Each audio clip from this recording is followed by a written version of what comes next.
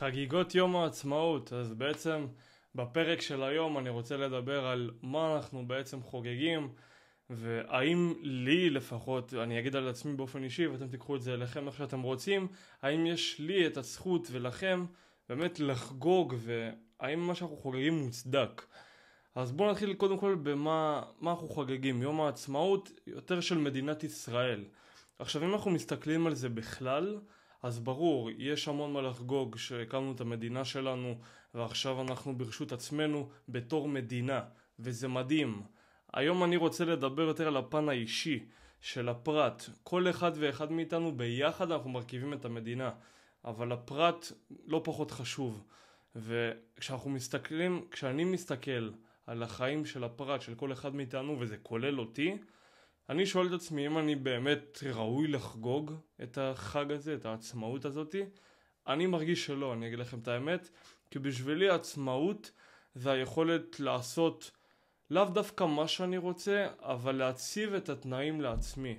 ואני רוצה להיות מסוגל ללכת למקומות מתי שבא לי, לאיפה שאני רוצה בעולם או בארץ, לא משנה. וגם לעשות דברים שאני חושק בהם, ולא דברים שאני חייב לעשות כדי לשרוד. אז זה בשבילי עצמאות. אם אני עכשיו עובד שכיר, ואומרים לי מתי לקום בבוקר ולהגיע למשמרת, מתי אני עוזב, מה מותר לי לעשות בעבודה ומה אסור. הבוס צועק עליי, או גם אם הוא לא צועק והוא אחלה גבר, אז הבוס אומר לי מה לעשות, כאילו אני מקבל פקודות כביכול. אני לא יכול, אני צריך לקבל אישור לקחת חופש. היום הייתי צריך להודיע לו שאני לא מגיע לעבודה, בשביל שאני יכול ללכת לחגוג עם המשפחה, וזה גם למה אני לבוש ככה, אני ממש אותו יוצא. אז אני כרגע לא כל כך עצמאי. אני חוגג כי בשבילי זה יותר אירוע עם המשפחה, ואני מצדיק את זה על ידי כך שאני רוצה לנצל כל אירוע שיש לי בשביל לחגוג עם המשפחה שלי, בשביל ליהנות איתם, בשביל לשיר איתם, מה שאנחנו לא נעשה. אז היום בדרך כלל בעצמאות עושים על האש, אז אנחנו נעשה על האש. אבל בשבילי זה יותר אירוע לחגוג ולשמוח בו מאשר להתמקד בנואנסים של העצמאות. וזה כן חשוב להתמקד על העצמאות כי זה היום, היום הזה מוקדש לעצמאות. אבל אני לא מרגיש שאני ראוי לחגוג את העצמאות הזאת, כי עדיין אין לי אותה. אני יודע שאני אגיע לשם, וזה כבר עניין של אמונה. אני יודע שזה לא עניין של אם, אלא מתי. אני יודע שאני אשיג את החופש הכלכלי, את החופש של הזמן, החופש הגיאוגרפי, שאני אוכל לעשות, במילים פשוטות, לעשות מה שאני רוצה, מתי שאני רוצה, איפה שאני רוצה. זה יקרה, אבל כרגע, בחג הזה, השנה הזאת, 2025, עדיין לא. אני עדיין לא שמה. והשאיפה הזאת זה הלמידה והתהליך לבנות את החופש הזה, זה משהו שמאוד מספק אותי.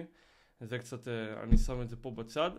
אבל אני רוצה שתשאלו על את עצמכם, אם אתם חוגגים היום את העצמאות, האם אתם באמת עצמאים בתור בן אדם, או אולי אפילו בתור משפחה, אתם גם יכולים לקחת את זה. האם אתם יכולים עכשיו להחליט שבא לכם לטוס, ולטוס בלי לשאול ולקבל אישור מבן אדם, או בלי לחשוב על כמה כסף אני צריך לשים בצד לטיול הזה. אם התשובה היא לא, כנראה שגם אתם לא הייתי אומר לא ראויים, אבל לא עצמאים באמת. וככה אני מגדיר את זה. ראוי זה בינך לבין עצמך, כל אחד והקריטריונים שלו. אני עדיין לא מרגיש שאני יכול לחגוג עצמאות כשלא חוויתי את זה. לא חוויתי עצמאות.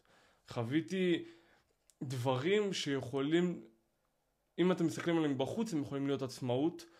ובן אדם עכשיו יכול לחשוב שהעצמאות זה ללכת לבית מלון, סתם דוגמה, ולהיות שם שבוע. עשיתי את זה. זה לא עצמאות בשבילי. זה אם אני הייתי בוחר ללכת בתאריך הזה, ולא בגלל שהמלונות היו פנויים באותם תאריך, או שהרשו לי חופש מהעבודה באותם תאריכים, אז זה חופש אמיתי.